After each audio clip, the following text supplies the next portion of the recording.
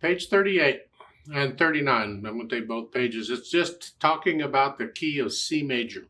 We've already covered a lot of this, and hopefully you've been doing the C major scale as well as the A minor scale. Just remember, C major has no sharps or flats. You're dealing with the white keys, although you can have accidentals stuck in. But as far as the key itself goes, it's all white keys.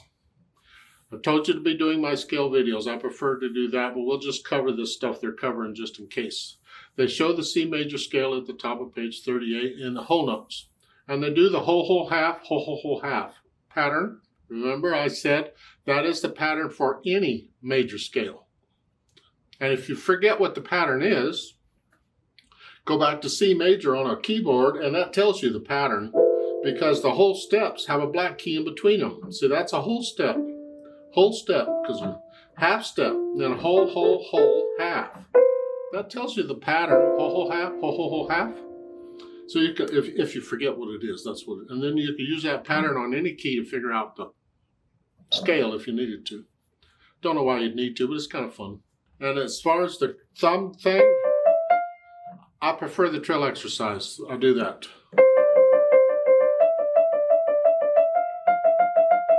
Don't go that fast. I've been doing this forever. But you go really slow because that helps to burn in the muscle memory of what that feels like. And when you're doing that, don't twist around or a thing. If you'll relax, the thumb moves a little. And try and stay there. There, on both hands. Yeah, whatever. Yeah. You can do it both hands together here. Your own little exercises, whatever. Now on page 39, they're covering triads and root position, and they're covering the primary chords. Let's talk about that. Just to review, since you've had time to forget some of this now, we'll go over it, because it is kind of important. Depending on what you're after piano, it may not be, in which case you can skip this whole lesson. You don't need it. But a triad, remember, is a three-note chord. Any three-note chord. Sticking within the key of C major. I mean, we can use black keys too. Whatever. But I'm sticking with C major. And we're dealing with note names here. So for instance, this, we're dealing with a C, E, and a G. If I rearrange this, I can go like a G and an E and a C here. That's still a C chord. It's just not this arrangement. When it's in this arrangement, it's called root position. And the bottom note identifies the chord or tells you what it is. So the bottom note is a C.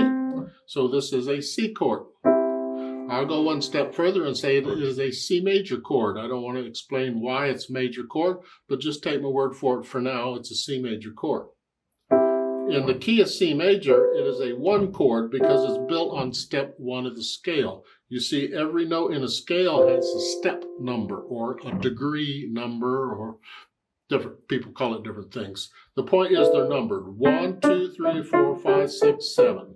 If you go up one more, that's 1 again. 8 is 1. Well, that's step 1. If I build a chord on that, remember every other note in the scale, it is a 1 chord in the key of C major. It would have a different number in some other key. So it's a C chord, C major chord all the time because it's just always a C major chord. Doesn't matter what the key signature is. But in the key of C major, it is a 1 chord. Just keep it in mind.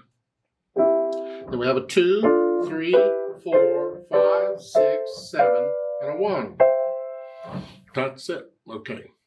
Well, they're talking primary chords. The primary chords of any key is the 1, the 4, and the 5, or 5, 7.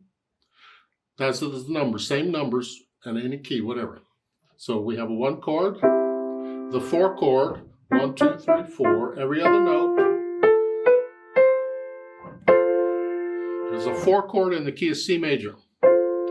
But since it's in every other note, then the bottom note tells you what the name of it is. It is an F chord. And I'll tell you it's an F major chord. Just remember that. And then the 5 chord is one more here. Then that is a G chord. Or a 5 chord in the key of C major. It's always a G chord. It's only a 5 chord when it's in the key of C major because it's the 5th step of something. And it's of C major, that's what it is. Now I can add a 7th on that, one more, and it's called a 7th because this interval in the chord, the top and bottom, that is an interval of a 7th. 1, 2, 3, 4, 5, 6, 7. Remember intervals, we can count them out? Okay. So that is a G7 chord or a 5/7 chord in the key of C major. Those are the primary chords for C major. Primary because you use them a lot. You get them a lot. We rely on them a lot. Now, and we use them in close position, which means we want to be able to play them all without moving around. We want to stay in one position. So we invert them. I take this one, I put the C on the bottom, because I can go from the 1 chord to the 4 chord just by taking these two. This stays the same. It's close position, that is, I'm not moving the hand much, I just a little bit. I just stretch the hand out a little bit is all. And the 5/7 chord here, well, if I put that on top, and again on a 4-note chord like this, you don't have to use all the notes. Actually, you don't even have to use all the notes on a 3-note chord. But in a 4-note chord, let's just stick with that for now. We need the top and bottom notes, and either of the middle 2 will do. So what we do is we put this on top, and then we'll just leave that out. We got that. Well, when you go from C major to that, you're not moving around. It is the top 2 notes in the hand position. I'm in C position here. Top 2 notes, and the bottom note goes down 1 step in the key. So I didn't move. It's a close position. So I can get all the primary chords without moving around. Both hands. Get it? Sometimes we just go the 1, the 4, and then 5/7. We jump right to it. It's a nice progression sound. It just sounds good, and you'll hear it quite a bit too. So then they give you the notes for the C major. I don't like using written music for chords or for chords, for scales. I want to focus on what the keyboard is doing in the fingers and the feel, the physical feel of what it's like to be playing these notes in the order they're played in. And so you go slow and a lot of wrist and accent, and it drills it into the muscle memory. So eventually you just do it. You don't even think about them anymore, because you'll get these in music, and when you do, it's just, you just play them. It works really well. At the bottom, I'll go ahead and play that. What they want you to do there is to play those 3 lines on page 39. Just play them and do the repeat there after the 4th measure. You're going to play the first 4 measures twice. You can play those, and I'll do this accompaniment at the bottom and do that. However, to make it work, because the accompaniment is using these notes, you need to move up an octave. So just pretend middle C instead of here is here. So when you're playing these, play it up here instead. I'll give us 4 counts, so let's try it together slowly. Now make sure you can play a scale evenly and smoothly before you try this, or this won't work. 1 and 2 and ready and go and.